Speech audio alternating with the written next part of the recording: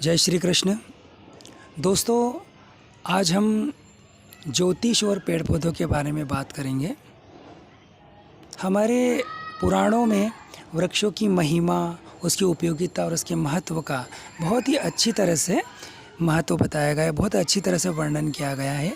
विशेषकर पद्म पुराण में, मत्स्य पुराण में, भविष्य पुराण में जो पेड़ पौधे होते हैं उसमें देवताओं का वास होता है। जैसे हम लोगों ने ये सब सुन रखा है, ये सब पढ़ रखा है। विशेषकर जो आंवला, तुलसी, केले में विष्णु भगवान का वास होता है। ऐसे ही बेल और बरगद में भगवान शिव जी का वास होता है।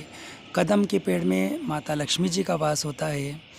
तो पेड़ पौधे हमारे जीवन में भाग्यवर्धक होते हैं और हम एक ज्योतिषी उपाय के तहत भी पेड़ पौधों का यानी वृक्षारोपण कर सकते हैं।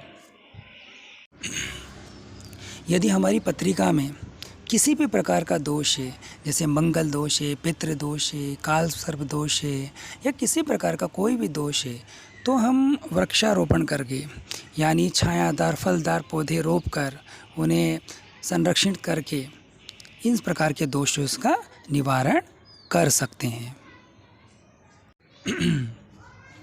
दोस्तों, जाने अनजाने में हम लोग पेड़ पौधों के साथ बहुत सारे ऐसा कष्ट देते हैं। जैसे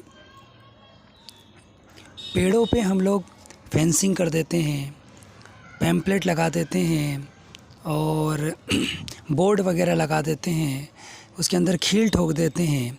ये सब चीज़ हमारे भाग्य में बाधक रहेगी, क्योंकि पेड़ पौधों के अंदर देवताओं का वास होता है। तो देवताओं इस प्रकार के यदि हम पेड़ पौधों को कष्ट देंगे तो निश्चित तौर पर हमारे जीवन में भी कष्ट होगा। अब आप देख सकते हैं कि जो हम पौधे, छोटे पौधे रहते हैं, तो उनको संरक्षित करने के लिए, उनको अन्य चीज़ों से बचाने के लिए हम ट्री गार्ड का इस्तेमाल करते हैं। परंतु क्या होता है, जब वो पेड़ पौधे बढ़ जाते हैं तो वो ट्री गार्ड वहीं के वहीं रहता है और उस पेड़ों के अंदर धंस जाता है। वो भी सबसे ज़्यादा कष्टप्रद है। और इस सब के लिए जितने भी लोग जिम्मेदार होते हैं वो सब पाप के भागीदारी रहते हैं। उनका जो पुण्य है, ऐसा पद्म पुराण कहती है, मत्स्य पुराण कहती है कि उनका जो पुण्य है उसी वक्त उसका ख़त्म हो जाता है, क्षय हो जाता है। और सिर्फ इसको रोपने वाला ही पाप का भागीदार नहीं होगा, जो इसको देखते हैं। क्योंकि श्रीमद् भागवत में लिखा हुआ है, नारद जी कहते हैं कि यदि हम दोष को देखते हैं तो जो देखने वाले को भी पाप लगता है, वो भी पाप के भागीदार होते हैं। तो इसको अगर आपके आसपास पार्क में कहीं पर भी इस प्रकार की पेड़ पौधों के साथ इस प्रकार का यदि जाली वगैरह लगी हुई है, पैम्पलेट लगे हुए हैं, उसके अंदर बोर्ड लगे हुए हैं, तो आप तुरंत निकाल दें, जिससे आपके पुण्य की वृद्धि होगी। और इसके लिए जितने भी जिम्मेदार व्यक्ति हैं, जितने भी शासकीय विभाग हैं, जैसे वन विभाग वगैरह वाले इसको पौधारोपण करते हैं और वो बाद में भूल जाते हैं उनकी जो जाली लगी है, कुछ सालों तक वो वहीं लगी रहती हैं और पेड़ के अंदर धंस जाती हैं।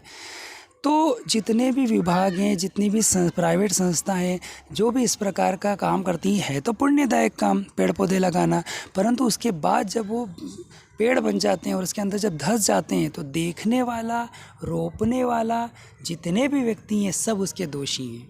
क्योंकि हमें पुण्य तो नहीं मिलेगा बल्कि हम पाप के भागीदार बन जाएंगे। क्यों? क्योंकि पुराणों के अनुसार जितने भी पेड़ पौधे हैं उन सब के अंदर देवताओं का, भगवान का वास होता है। अब पुण्य कैसे मिलेगा?